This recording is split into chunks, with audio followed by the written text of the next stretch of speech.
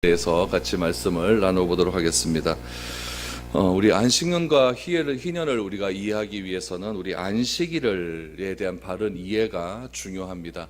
가장 최소의 단위가 안식일이거든요. 그래서 이 안식일에 대한 이해가 분명히 있을 때에 우리는 안식년을 이해할 수가 있고, 그렇게 이해가 될 때 우리는 희년이 이해가 되어집니다. 중요한 것은 왜 하나님께서 이 안식일에 아무것도 하지 말라고 하셨는가, 이것이 굉장히 중요한 것이죠. 또 왜 아무것도 하지 말라라고 하는 것을 그냥 말씀만 하면 계시는데, 특별히 이 안식일은 어디에 기록되어 있냐면은 십계명에 기록되어 있지 않습니까? 그래서 이 안식일에 대한 개념을 먼저 이해하시고, 그 다음에 안식년, 희년에 대해까지 우리가 같이 말씀을 나누어 보도록 하겠습니다. 먼저 안식일입니다. 하나님께서 이스라엘 백성들에게 안식일을 지키라고 말씀하셨죠. 안식일은 일주일 중에 하루를 일하지 않고 쉬는 날을 의미하고 있습니다. 이스라엘 백성들에게 하나님이 레위기의 말씀을 전해주셨을 때에는 노예제도가 분명히 존재했습니다. 우리가 성경을 읽을 때 항상 제가 말씀드린 것은 1차 독자와 2차 독자에 대한 이해가 분명히 있어야 된다라고 말씀을 드렸습니다. 오늘 이 레위기 말씀의 1차 독자는 누구냐면은 지금 이스라엘 백성들이 광야 중에 있는데, 그 광야 중에서 지금 가나안 땅에 들어갈 그런 이스라엘 백성들에게 하신 말씀입니다. 그래서 그 당시에 이스라엘 백성들, 또 그 주변의 나라에는 노예제도가 존재했다는 것을 우리가 알 수가 있습니다. 노예에게 하루를 쉬라고 하는 것은 어떤 의미가 담겨져 있냐면은 그만큼 손해를 보는 것이다 라는 이야기죠. 그 당시에 노예는 인격이 있는 그런 존재가 아니었기 때문에 일주일 내도록, 또 늙어 죽을 때까지 일을 시키는 것이 주인에게 있어서는 굉장히 큰 소득이고 이득이었기 때문에 그 당시에 노예는 절대 쉬는 날이 없었습니다. 그런데 하나님께서 인간을 창조하실 때는 참 신기하게 창조하지 않았습니까? 그것은 인간이 죽을 때까지 일만 하도록 창조하지는 않았다라고 하는 점입니다. 우리 인간에게서 중요한 것은 내가 많은 일을 하고 있다라고 하는 것보다는 무엇이 더 중요하냐면은 지금 내가 살아있다는 것을 인식하는 것이 훨씬 더 중요하다는 것입니다. 내가 지금 살아있다라는 것을 인정한다는 것은 무슨 의미냐면은 내가 지금 존재한다, 내 존재의 이유가 무엇인가, 그것을 바로 알아야 된다는 것이죠. 하나님께서 나에게 생명을 연장시켜 주셨습니다. 그래서 우리가 오늘을 살아갈 수 있게 됩니다. 그것은 어느 것과도 비교할 수 없는 아주 귀한 일일 것입니다. 그런데 요즘을 보면은 그렇지 않은 것 같죠. 우리 아이들의 존재의 목적은 뭔 것 같습니까? 그냥 그 아이들이 내 아이로 있다는 것, 내 자식이라는 것, 그것이 존재의 목적인 것 같은데, 요즘 아이들의 존재의 목적은 무엇이냐면 성적에 있는 것 같아요. 성적 잘하면 귀한 자식이고, 성적 좀 안 떨어지면 이거 뭐 이런 생각들도 들고, 또 우리 가정에, 또 우리 남자들의 존재의 목적은 어디에 있는 것 같습니까? 돈 많이 벌고, 또 좋은 직장에 취직하고, 또 좋은 또 승진하고, 그렇게 해서 나날이 내 잔고가 더 많이 쌓여지고, 또 큰 집 이사 가고, 뭐 이렇게 되는 것이 나의 존재의 목적으로 그렇게 알고 있는 것이 많고 있습니다. 그러나 만일 여러분, 내가 오늘 죽게 된다고 한다면 이런 성적이나 내가 가지고 있는 소유물은 그렇게 중요한 것이 되지는 않습니다. 오늘 우리에게 중요한 것은 무엇이냐면 내가 지금 살아있다라고 하는 그런 존재의식입니다. 우리가 살아있기 때문에 내가 예배드릴 수 있는 것이고, 내가 살아있기 때문에 식사할 수 있는 것이고, 내가 살아있기 때문에 만날 수 있는 것이고, 내가 살아있기 때문에 예배드릴 수 있는 것입니다. 하나님이 우리에게 생명을 주셨습니다. 그리고 생명과 함께 조화로운 환경도 허락해 주셨습니다. 그리고 하나님께서는 이 생명과 환경을 함께 누리고 살아가라고 무엇을 허락해 주셨냐면은 안식일을 지켜라 라고 하는 그런 명령을 우리에게 주셨습니다. 하나님은 이스라엘 백성들에게 안식일을 지켜라 라고 하는 것을 통해서 너희가 살아가고 있는 존재의 목적이 무엇인지를 분명하게 하신 것입니다. 그래서 일주일에 한 번씩 일을 하지 않음을 통하여서, 일하지 않는 민족은 어떤 민족이냐면은 하나님이 선택하신 이스라엘 백성이다라는 것을 그 주변의 모든 나라에게 알리라라고 하는 그런 의미가 담겨져 있는 것입니다. 이것은 무엇이냐면은 내가 하는 일보다 나 자신이 더 중요한 것이고, 우리에게 이런 귀한 생명을 주시고 이렇게 좋은 환경을 주신 하나님의 존재가 귀하다는 것을 우리가 다시 한번 생각하는 것이 바로 이 안식일의 개념이다라는 이야기입니다. 우리 절기 이야기할 때 그 절기 7가지의 절기를 왜 지켜야 된다고 말씀을 드렸습니까? 다른 민족들은 그런 절기를 지키지 않지만 하나님을 택하신 이 이스라엘 민족들은 이럴 전기를 지킴을 통하여서 다른 이방 민족들에게 하나님을 드러내는 역할을 한다라고 말씀을 드렸습니다. 그래서 안식일도 마찬가지입니다. 주변의 이방 민족들은 다 일을 하지만 딱 한 민족, 하나님이 택하신 민족은 일을 하지 않음을 통하여서 주변 민족들로 하여금 저 여호와 하나님을 섬기는 민족은 일주일에 한 번은 쉬는구나 라는 것을 그들에게 드러내기 위해서 안식을 지키리라 라고 말씀을 해 주셨습니다. 그래서 하나님께서는 이 신명기 말씀을 통해서 사람이 떡으로만 사는 것이 아니라 하나님의 입으로 나오는 귀한 말씀으로 사는 것이다 라고도 우리에게 말씀을 해 주셨습니다. 그 당시 주변 민족은 죽어라고 일만 했죠. 왜냐하면 그렇게 죽어라고 일을 해야만 그 당시 경쟁에서 이길 수 있다라고 생각을 한 것입니다. 그런데 이스라엘 백성들은 일주일에 하루를 일을 하지 않습니다. 그럼 어떻게 되겠습니까? 하루에 일하지 않는 만큼 나에게는 손해가 될 수 있다는 이야기죠. 분명히 어떤 면에서 보면은 경쟁에서 질 수 있는 요건은 틀림없이 갖추어 놓았다는 이야기입니다. 그러나 이스라엘 백성들은 어떻게 하느냐?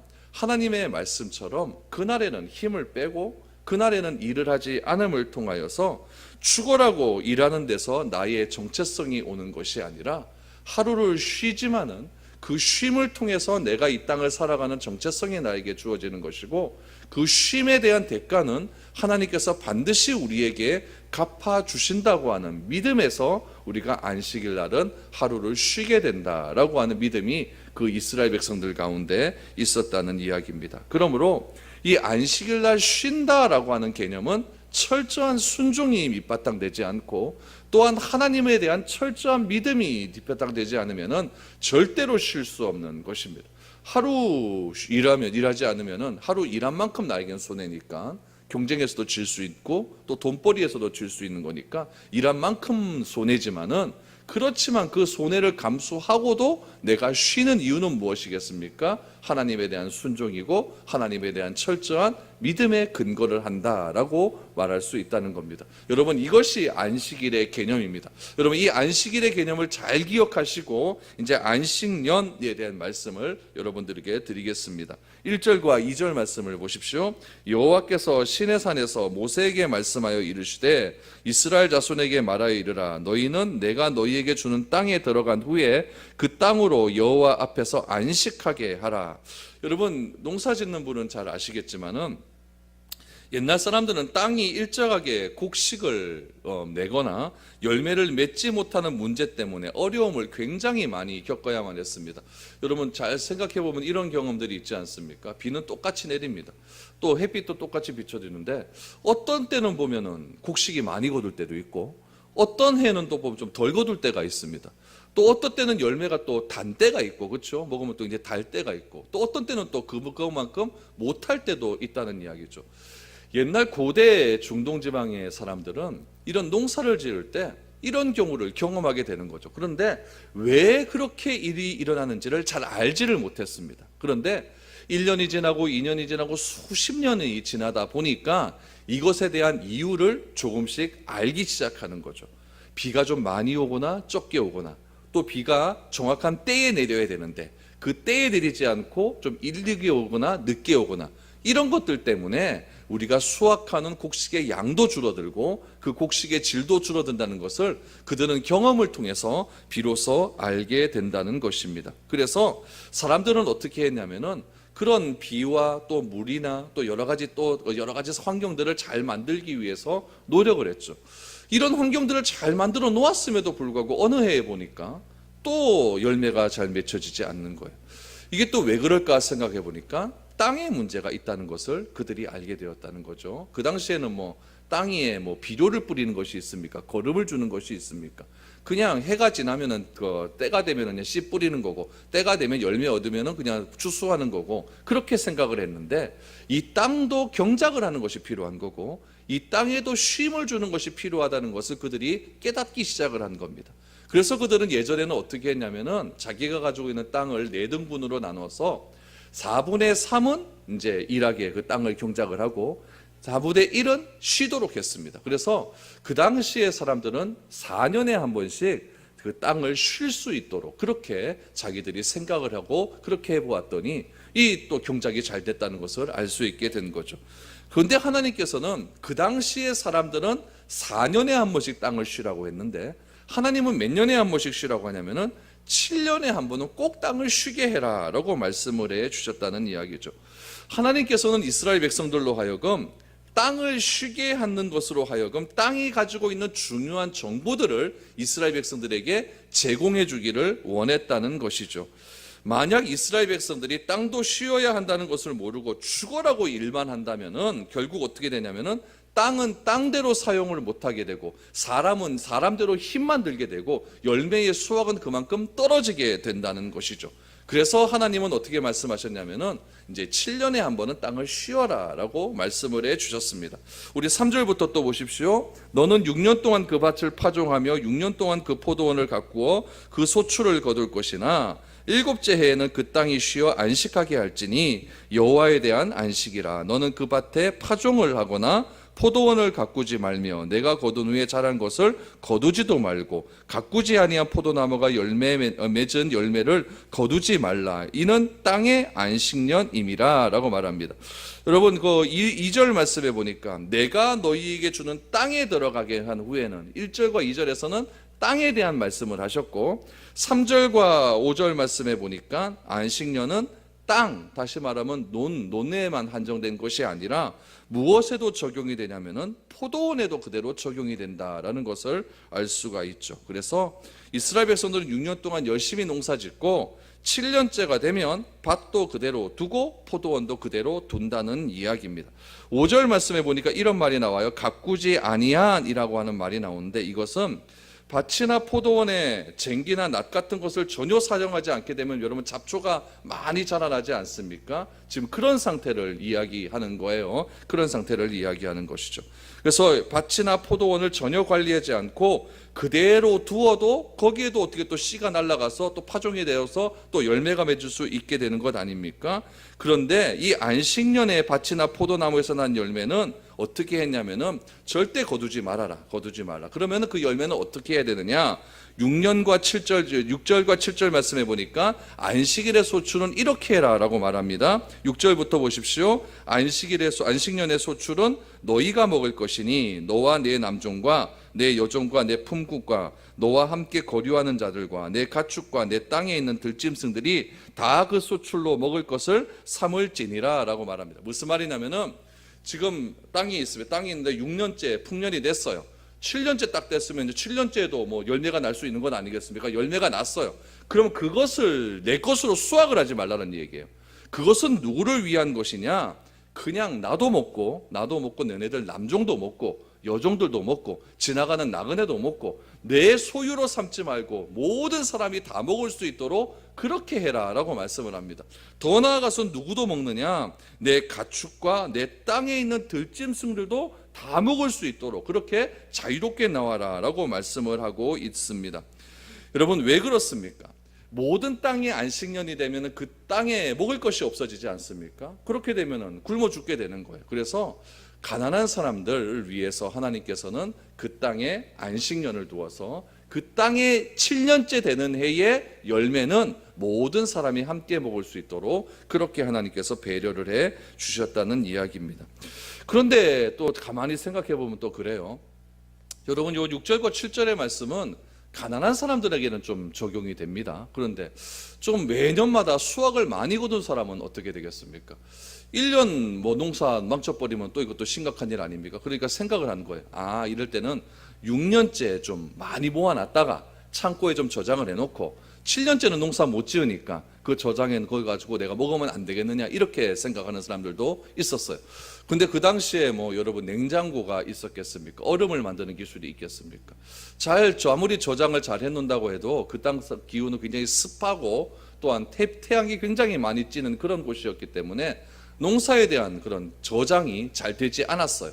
그래서 하나님께서는 이런 것도 다 아셨습니다. 다 아셔갖고 이것에 대한 대비책도 하나님께서는 마련해 주었습니다. 우리가 오늘 읽지 않았는데 20절 말씀 보십시오. 20절 21절에 보니까 이렇게 나옵니다.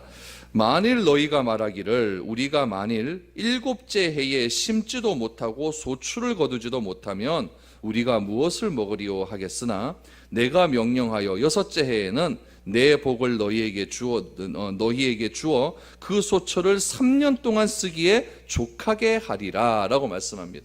6년째에는 몇 배의 복이 들어가는 겁니까? 3배의 복을 주겠다라고 말씀하는 거죠. 그래서 6년째 먹을 양식, 7년째 먹을 양식, 8년째 먹을 양식까지 하나님께서 완벽하게 제공을 해 주시겠다라고 말씀을 하고 있습니다. 그럼 여러분, 이제 여기서 우리가 결론을 하나 지어야 돼요.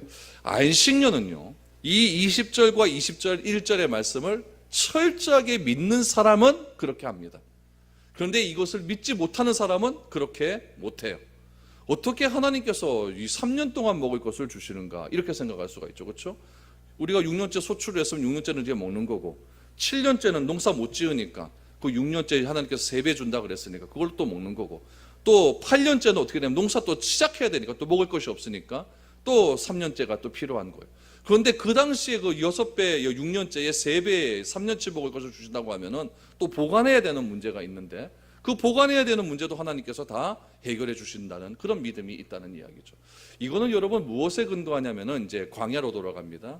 이스라엘 백성들이 만나를 먹지 않습니까? 만나를 먹는데 매일 하루 먹을 양식만 먹고 안식일 전날에는 며칠요? 이틀씩을 먹는데 안식일 전날에 이틀씩을 가져간다고 하면은 여러분 그 만나가 그 안식일 날이 끼어 있는 날에는 절대 썩지 않았다는 이야기. 그런데 평일날 이틀치를 가져가면은 썩어가지고 그 진중에 그 공동체 안에 썩는 냄새가 진동을 했다는 것이죠. 여러분 왜 평일날은 썩고 안식일날은 안 썩겠습니까? 이거는 하나님이 하시는 일이거든요. 이 안식년의 개념도 마찬가지죠.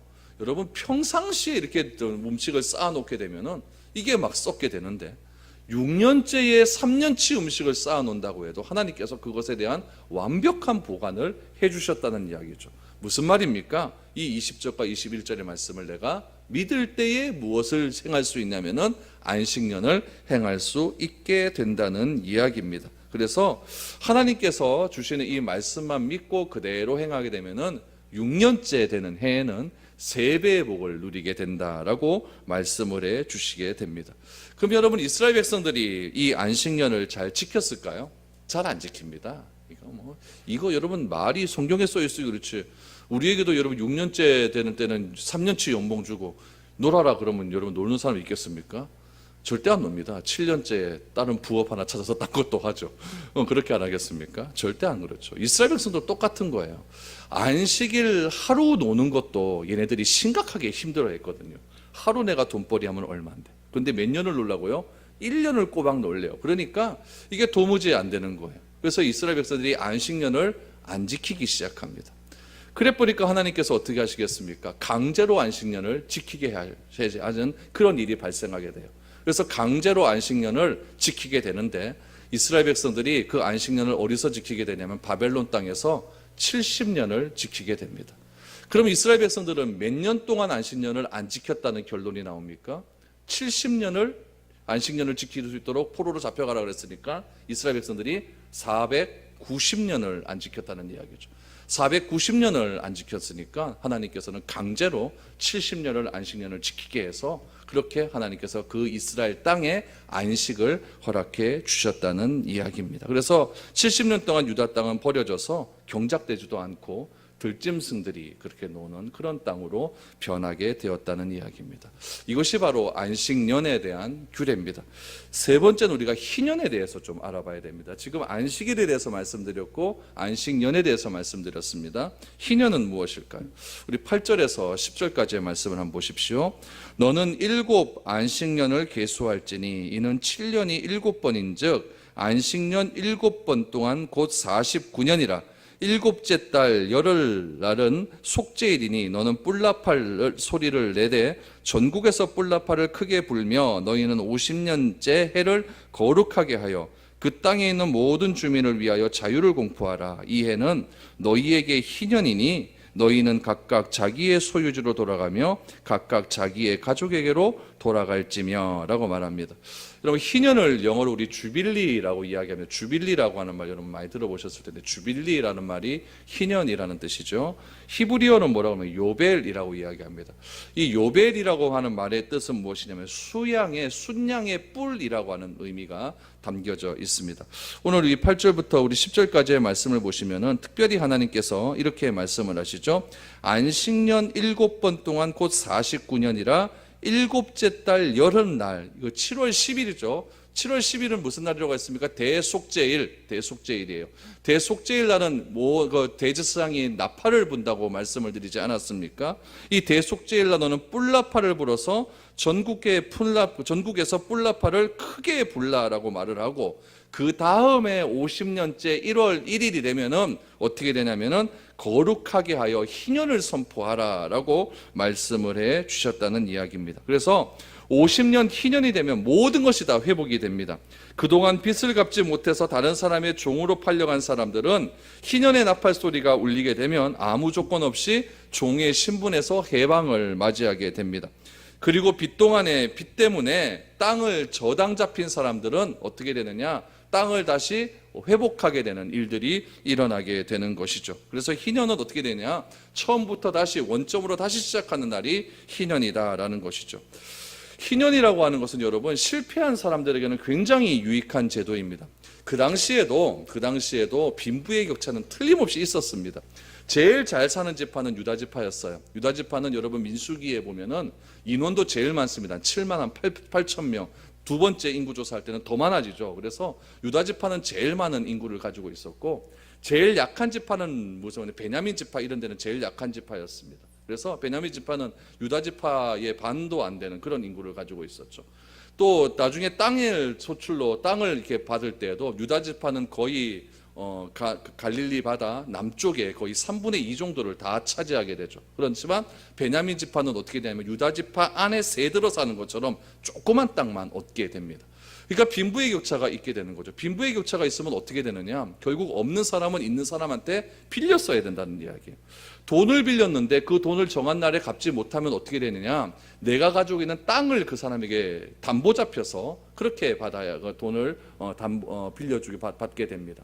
그런데 이 돈을 계속해서 이제 돈을 벌어서 갚아야 되는데, 여러분 부자들은 또 어떻게 갚을 수가 있겠지만 가난한 사람은 어떻게 됩니까? 빚이 빚을 낳지 않습니까? 이자를 갚지 못해서 빚을 계속 갚게 되는 거고, 하나님의 율법에 보면 너의 땅은 절제로 팔지 말라고, 소유권을 넘기지 말라라고 하는 율법이 있기 때문에 그 땅은 또 남에게 주지도 못하는 입장이고, 그래서 굉장히 난감한 입장이 되는 거예요. 그래서 가난한 사람들은 계속 남의 땅에서 일하고 그 일한 만큼의 그냥 조그마한 소득을 얻게 되는 것이고, 부자들은 어떻게 되냐면 나는 일하지도 않으면서도 그 자기 집에서 일하는 그 사람들에 의해서 그 농사 짓는 음식은 자꾸 많아지니까 점점 빈부의 격차는 커져가게 되는 거죠.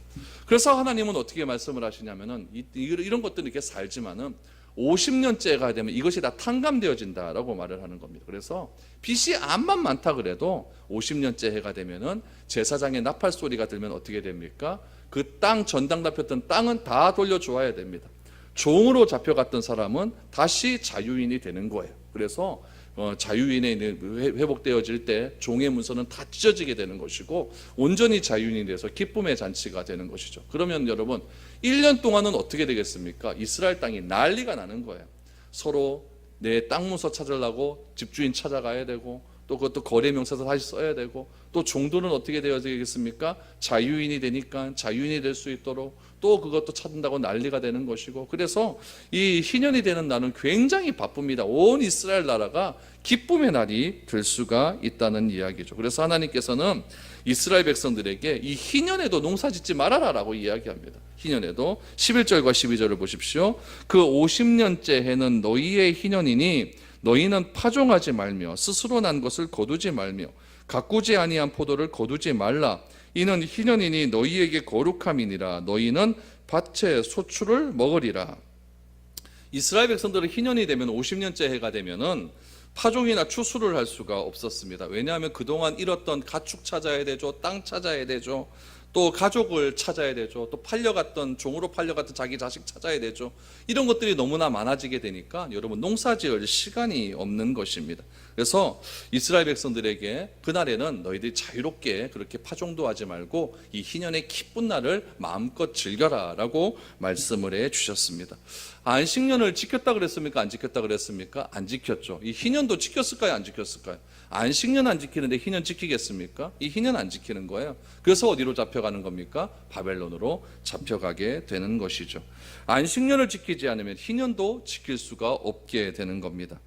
나라가 바벨론에 의해서 망했는데 그 나라에는 희년이라고 하는 것이 없게 되었다는 이야기죠. 바벨론에 잡혀간 후 회복이 되어 다시 이스라엘 민족에게로 돌아왔지만은 그들이 정신을 차리고 안식일을 지키고 안식년 지키고 희년을 지켰다고 한다면은 그 돌아온 이스라엘 땅에서도 참된 회복의 기쁨의 은혜를 그들은 경험할 수 있었을 것입니다. 그런데 이게 참 희한한 거예요. 여러분, 포로로 잡혀갔다가 유다 땅으로 다시 돌아왔어요. 그러면 거기에 뭐 먹을 것이 있습니까? 살 집이 있습니까? 뭐 예배당이 있습니까? 병원이 있습니까? 아무것도 없잖아요. 그러니까 얘네들이 뭘 하냐면은 안식일을 안 지키는 거죠. 안식일을 안 지키고 일단 우리가 살 터전을 만들자라고 이야기하는 겁니다. 그러면 안식일을 안 지키니까 뭐를 못 지켜요? 안식년 못 지키는 거죠. 안식년 못 지키니까 어떻게 됩니까? 희년도 못 지키는 거예요. 하나님의 말씀이 작은 것에서 순종이 안 되니까 큰 것에서도 순종이 전혀 되지 않는다는 이야기입니다. 그런데 하나님의 말씀인 이 안식일을 지키는 이 작은 일에 순종이 되니까 무엇이 순종되냐면 안식년이 순종이 되는 것이고, 이 안식년이 순종이 되니까 희년이 순종이 될 수 있는 겁니다. 이스라엘 백성들은 바벨론 포로로 갔다가 다시 돌아옴을 통해서도 전혀 안식일 지키지도 않았고 안식년도 안 지켰고 희년도 지키지 않았습니다. 그렇게 세월이 계속 흐른 거예요. 그러다가 세례 요한이 이 땅에 오게 되었고, 세례 요한 탄생 6개월 뒤에 예수님이 이 땅에 오셨습니다. 그리고 예수님이 30살이 되던 해에 세례 요한에 의해서 세례를 받게 됩니다. 세례를 받게 되자 하늘에서 성령의 비둘기가 내려오기 시작을 했어요. 그리고 놀라운 말씀이 선언되는데 우리 누가복음 말씀을 한번 찾아보았으면 좋겠습니다. 누가복음 4장 18절 19절 말씀을 한번 찾아보도록 하겠습니다. 누가복음 4장 18절 19절 말씀입니다. 우리 같이 한번 읽어보죠. 시작. 주의 성령이 내게 임하셨으니 이는 가난한 자에게 복음을 전하게 하시려고 내게 기름을 부으시고 나를 보내사 포로된 자에게 자유를, 눈먼 자에게 다시 보게 함을 전파하며 눌린 자를 자유롭게 하고 주의 은혜의 해를 전파하게 하려 하심이라 하였더라. 세례 요한에게 세례를 받고 예수님께서 광야에 가서 아주 시험을 받으십니다. 시험을 받으시고 예수님께서 갈릴리 나사렛 회당에 가셔서 말씀을 전하실 때 이 말씀을 전하시기 시작하셨습니다. 예수님은 이때 희년을 말씀하시는데 19절 말씀에 보니까 이 희년을 뭐라고 이야기하냐면은 주의 은혜의 해다라고 말을 합니다. 예수님이 이 땅에 오셔서 가장 첫 번째 하신 메시지가 무엇이었냐면은 주의 은혜의 해를 선포하는 일이었습니다. 다시 말하면 그동안 지키지 않았던, 바벨론 포로 이후에 바벨론에서 귀향을 한 이후에 지키지 않았던, 수백 년 동안 지키지 않았던 이 희년의 해를 다시금 예수님께서 선포하기 시작을 했다는 이야기입니다. 이 희년의 해가 오면 어떻게 된다는 이야기입니까? 가난한 자에게 복음을 전하게 하시고, 또 나를 포로된 자가 자유롭게 되고, 눈먼 자가 다시 보게 되고, 눌린 자가 자유롭게 된다고 말을 합니다. 이런 일이 언제 일어났냐면 구약시대 때는 50년에 한 번씩 일어났습니다.